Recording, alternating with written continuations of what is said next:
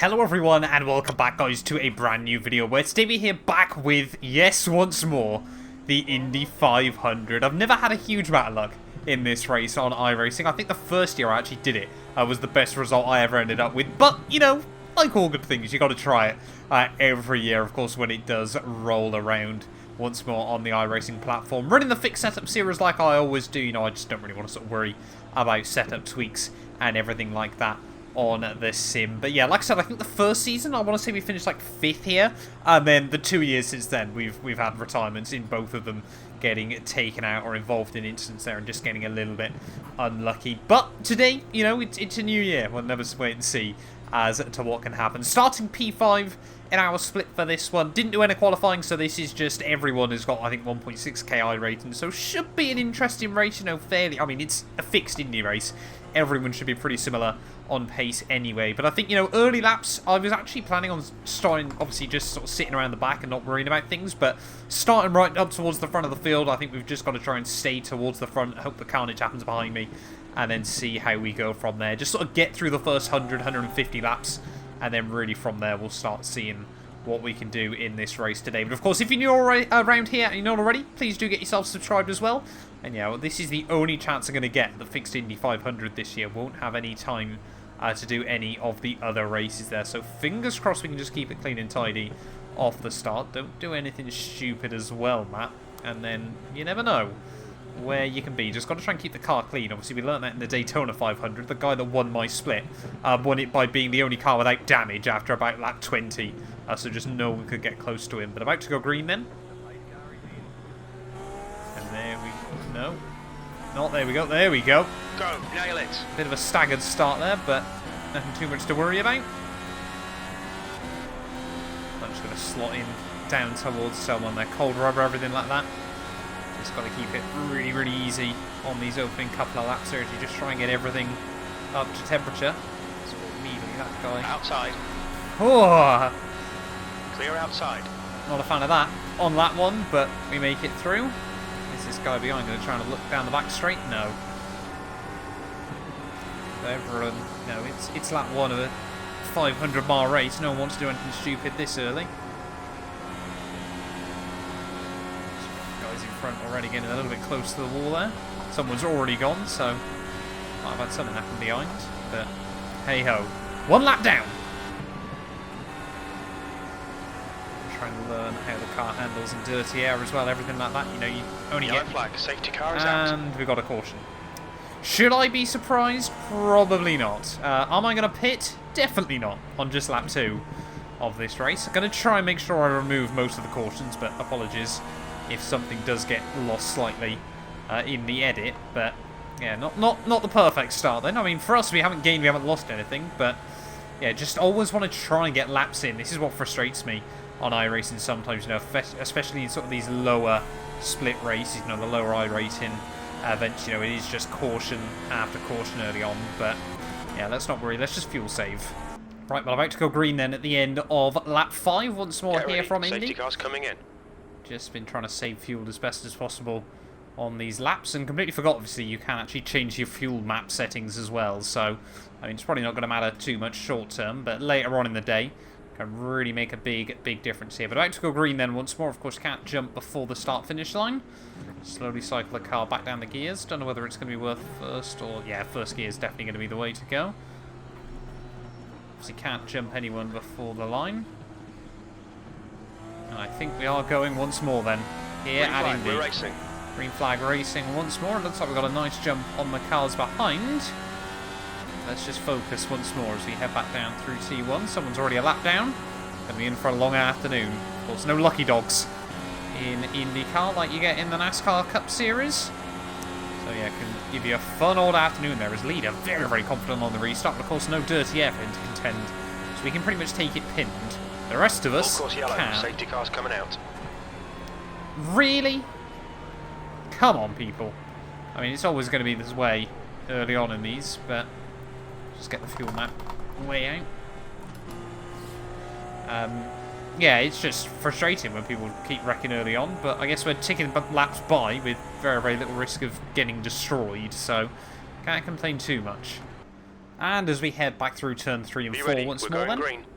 fingers crossed this time around we can actually keep it clean and tidy off the restart. You know, even if we just get sort of up to lap 30, lap 40, you know, probably actually get a fuel run done in these cars, that would be really, really helpful in this race. But pace car heading out through the final corner once more here at the Brickyard. And yeah, I'm not going to hold my breath, put it that way.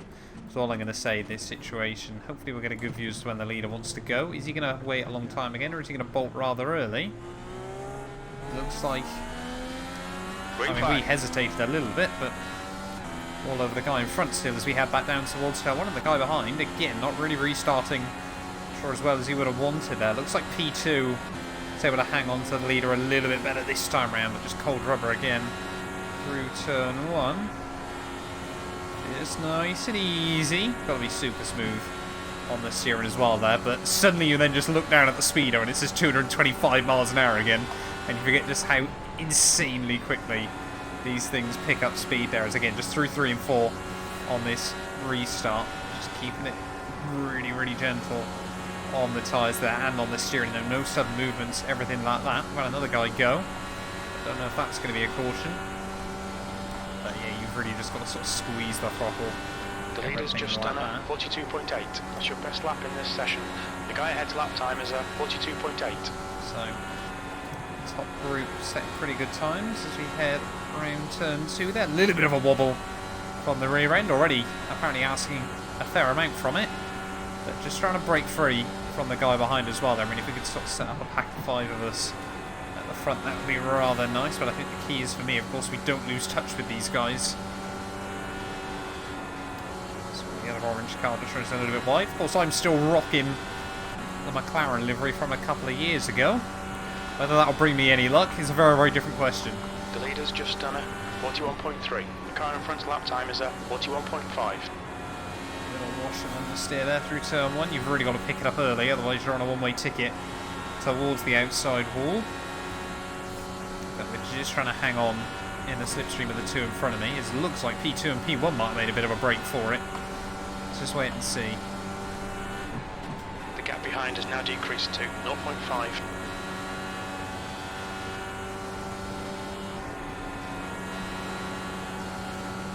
Trying to get the front end rotated in early. Someone into the pits.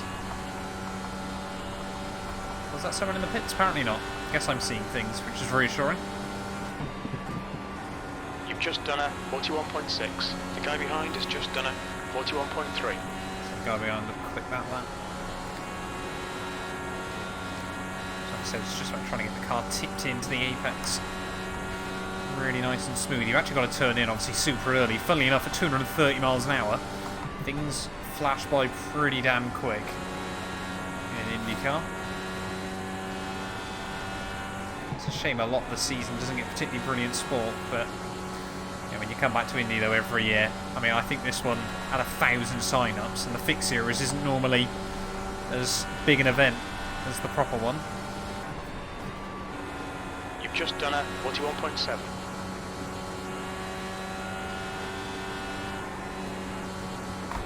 Well, that's not where you want to be.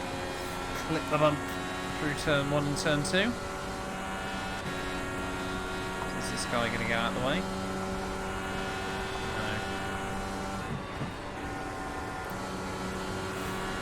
Yeah, he's got fresh rubber though, so it's just a case of whether he's got damage. Be a bit confused why he would have pit if he didn't have damage, to be honest, but we'll wait and see. Try and get a nice run out the final turn once more.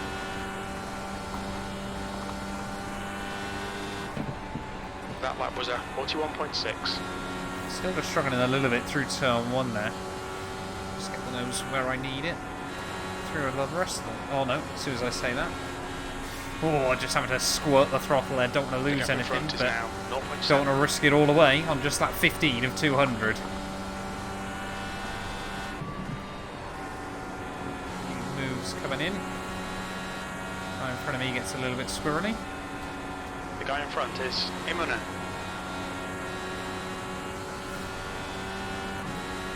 Fingers crossed we can actually make a move past this guy. Car outside. Clear high. Just have to use the brake that time round as we just slow it into 1.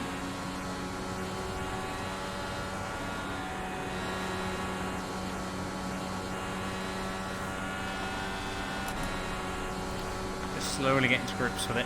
I mean, the other important thing is I don't squeeze the wheel too hard. You know, you just tend to tense up in these sorts of things, especially travelling around at 230 miles an hour, but especially early on, there's just no need to be sort of driving like this. Probably not helped by how high I run my force feedback, but, you know, every little helps and all that. Just not really sure I want to be making moves on these guys this early on.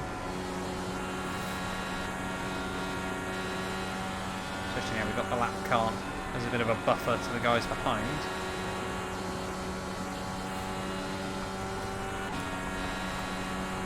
I mean, like I said, I thought we were pretty good on the fuel during the safety car, so you know, maybe someone up in front hasn't been so well behaved. You never know.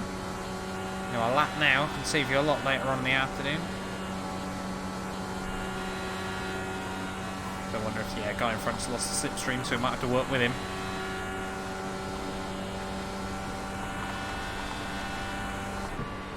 That lap was at 41.6.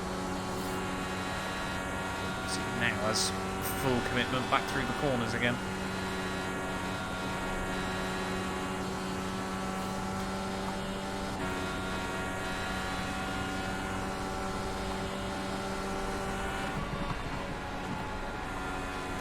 But again, you know, it's still so early on in the afternoon. There's no point going for big risky moves.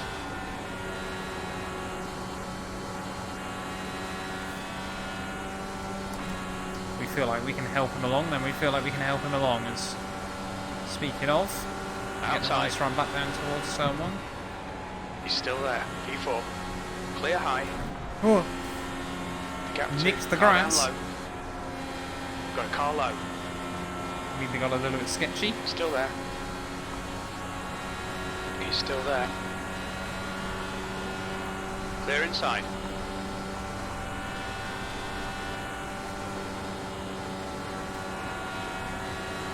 Tyre temperature. I mean, yeah, once you get...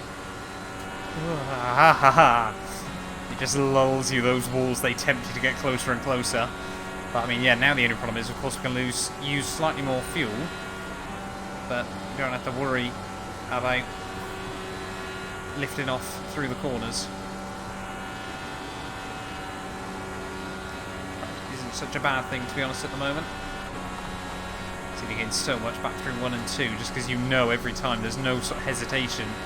You can take it completely pinned, but then, of course, down the straights, you just lose so much. And if you get a good run with the slipstream, you can easily carry the overspeed into the corners. And then, of course, get all the speed on the way back out.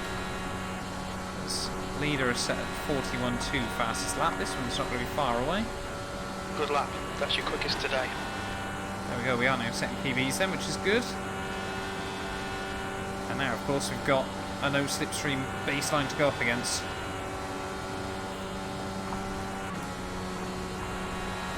That was a 41.42. Fast lap of the day of 41.1, so pace not ridiculously fast early on, but neither would you expect it to be. You know, track's still got a rubber up, everything like that. Already see a lot of dirt getting kicked up though onto the visor, which isn't so fun. Just able to take the speed out of the corners. Trying to just let me hands off down the straights. We're matching race pace. The guy behind has just done a 41.1. Don't want to leave it and sit through the corners though. Just worried, you know, that tiny little bit of engine brake you get really can carry you along, as now we're going to be tucked in the slipstream with the guy in front. 94 iRacing if you win this.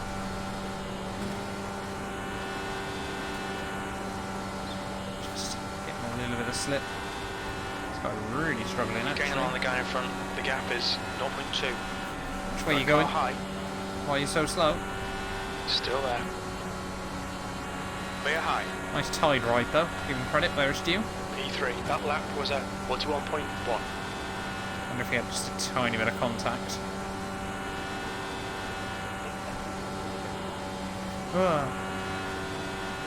Yeah, you just hit anything come from the back end and you just worry immediately it's going to try and rotate around you. That was fastest end of the day. First car into the 41 flats.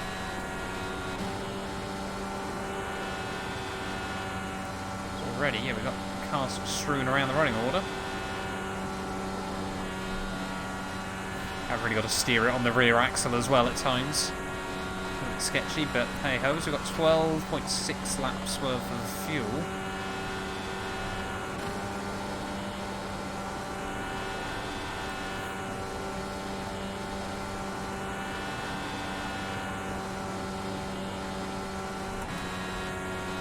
The gap behind's increased to 1.6 seconds. Slipstream Car high. Clear high. You're reeling this guy in. The gap's now 1.6. Might just be blipping down into 5th a little bit early, but hey ho. I think these engines are kind of designed to just run at full chat for 2 hours. I'm sure just a slight blip on the throttle on the downshift on the red line is not going to do them too much harm. Is that another new fastest? Fastest lap. You've just done a 41.0. Yes. Getting towards those 40s.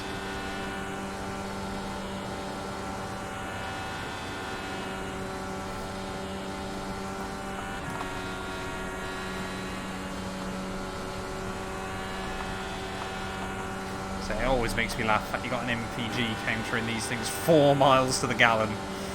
Not economical.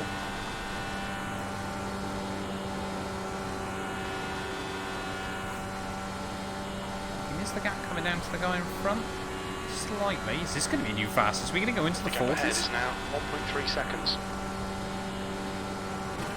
P3. That's the fastest lap of the race. That was 41.0. There we go, 40.9. First car in. That feels good, because we had no slipstream either. Made a hash of the first couple of turns though.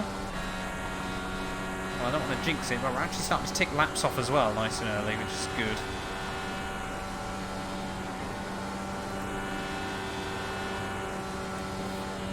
Tyres are struggling a little bit.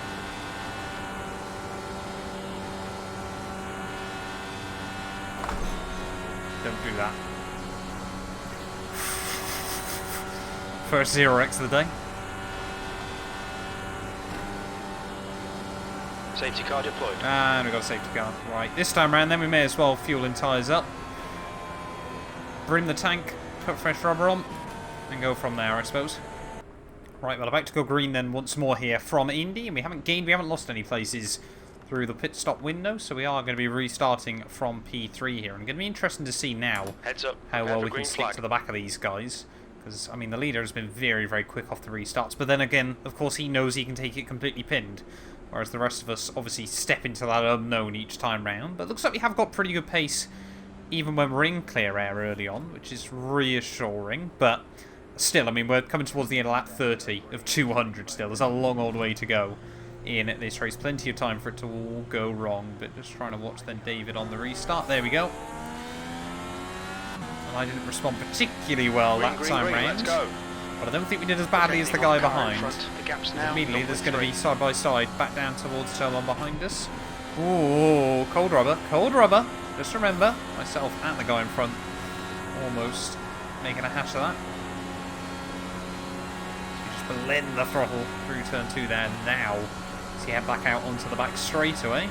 Myself and Javier, hopefully, will be able to try and stick close. Again, you know, this is still very, very early in the race. I'm not going to be trying to risk anything too stupid.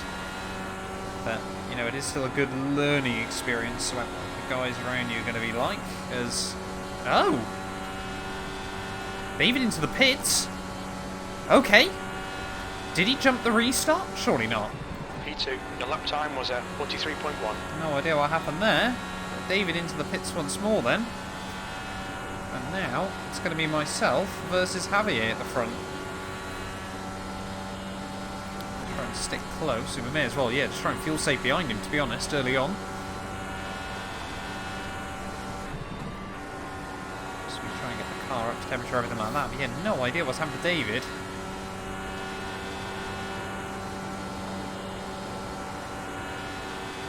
Head out the final corner though. Don't want to let Javier sort of break free, but if we can get away from Joey, that would be rather good. There's now 1/6 distance in this race, just over 30 minutes. Your last lap time was 41.6.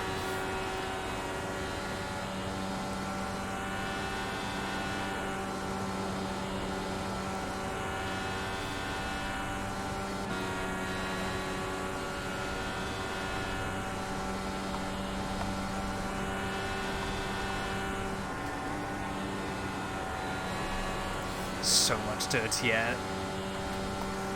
It is like driving a completely different car through the corners when you're behind someone. It's so weird, but so cool all at the same time.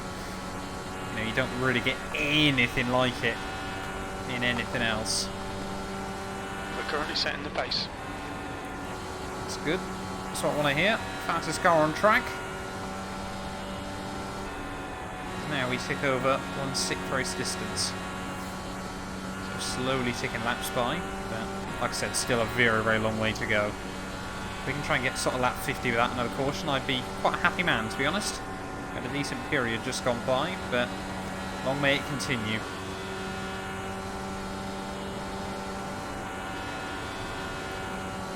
Javier just runs very, very wide out the final corner. We'll just take all that slipstream.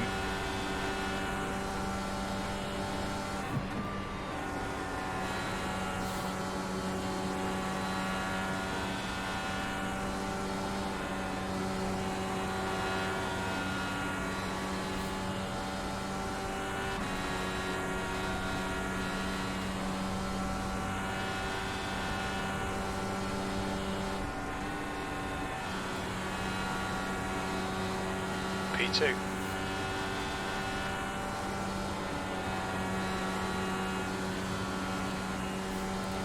So I'm more than happy just to work with Javier for a few laps, especially with the gap we're pulling out. That could be quite nice.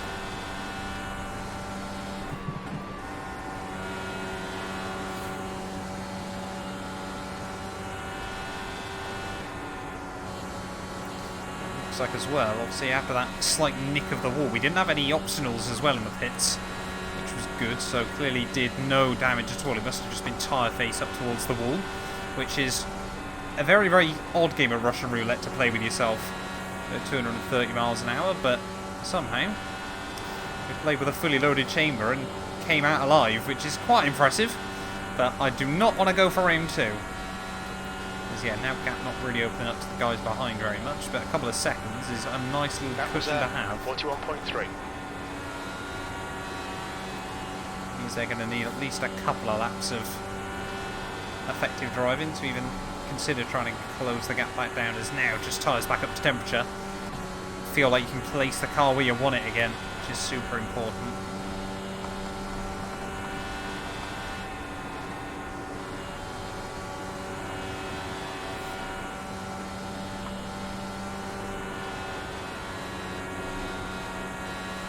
A little bit of understeer in places as the gap just comes down slightly when you get the corners right, but yeah, I mean, if we can sort of set good consistent times. The lap time was 41.3. It just means we can save some fuel. Lap time's pretty consistent. Oh, don't get close to that wall, man. Like I said, they invite you just to get closer and closer, and you cannot fall into the temptation.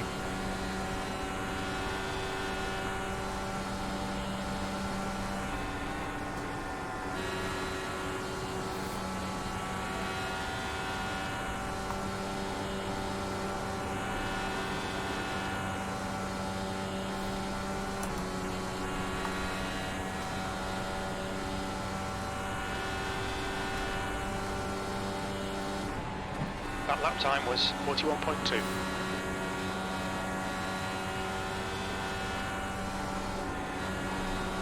And now already starting to come back up towards lap cars, which makes things very fun. I don't want to get involved in that slipstream battle. Is he going to lift out for me? No. In a word, just sits on the apex, which is not fun. Luckily, a bit of grip up high now. That had been sort of lap 3. Is now 0.8. That had been into the marbles and gone, probably.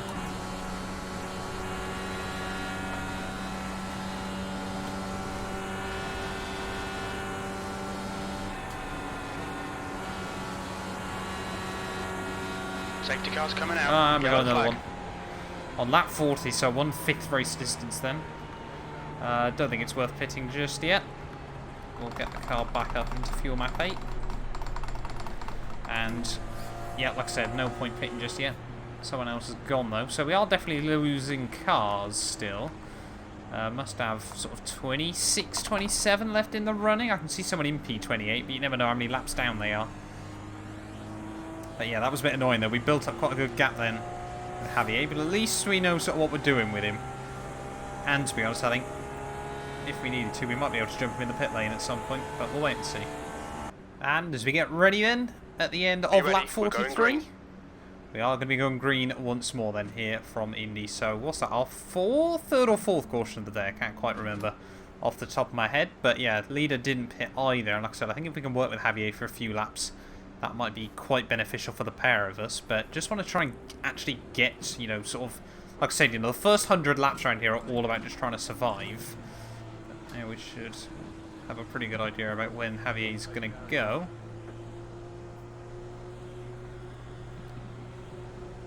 Come on. Come on. Green flag, we're racing. Oh, didn't do well. Guy behind's catching. The gap's now 0.1. Joey immediately is going to have a look around the outside as we get back down towards turn 1. Hold your line. And I got no confidence on these tyres. Got a car outside. And we're going to get swamped off the restart. He's still there. Clear high. Whoa. Two very, very brave men behind me off the restart. Joey and Bradley both making places, but I don't want to get involved in that too hard. Then we'll just sit back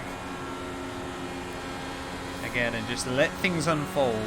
Still very early days in this race there. Like I said, just went on the throttle at completely the wrong point. So immediately I say that, we get a good run back on Bradley. But can't quite make anything happen. P4. Didn't quite have the overspeed as we get back down towards 1.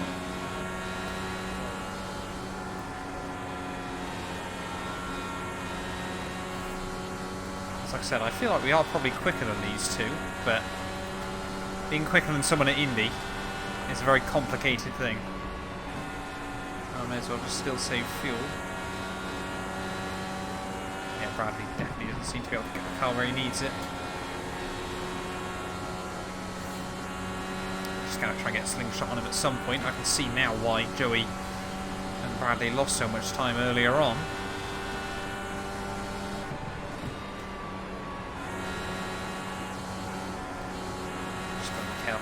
Understeer, it's a slow car. Pretty much on the racing line. Safety car's coming out. Full course yellow. And nothing I can do there. Why on earth are you that slow in the middle of the track? And I'm adamant you moved high there as well. Let's have a look. Did he move up? I feel like he moved up. Let's watch it from what are we looking from? Chase cam. See, we're going high. He's definitely moving that way still, isn't he? Where am I looking? Nope, wrong one. Let's go back to there. Where am I going? That one. Where is the slow car? Here we go. Oh, so he's already lost a wheel. Why isn't he not off the road? You can see he's struggling through turn 2. One guy gets around the outside. One guy goes inside. And yeah, he's slowly moving up. What on earth he's still doing in the middle of the road? God only knows. Like I said, I think, you know, especially at 230 miles an hour, very, very difficult to judge that sort of thing. But not happy.